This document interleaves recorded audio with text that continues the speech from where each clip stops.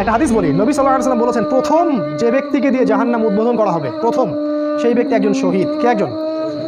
এই কথাটা শুনলে আবু হুরায়রা রাদিয়াল্লাহু আনহু ফিট লেগে পড়ে যেতেন। এই হাদিসটা যখন তিনি বলতেন, বর্ণনা করতেন, তখন অজ্ঞান হয়ে পড়ে যেতেন।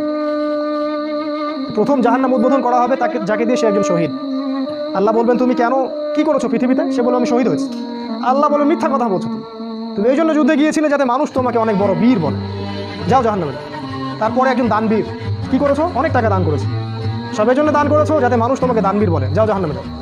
তৃতীয় হচ্ছে আলেম। এই যে আলেম, কি করেছো? অনেক এলেম কালাম ছিল, আল্লাহ তোমার দিনের খেদমত করছে, মিথ্যা কথা।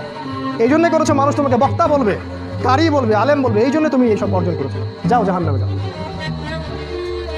এই জায়গায় আমার একটা ক্ষোভ আছে, কারণ আমরা আমাদের জীবনে একটা লম্বা সময় এইসব হেদায়েত থেকে বঞ্চিত ছিলাম। আমাদেরকে এগুলো কেউ শিখায়নি, স্কুলে না, কলেজে না, মাদ্রাসায় না, বিশ্ববিদ্যালয়ে, কোথাও না।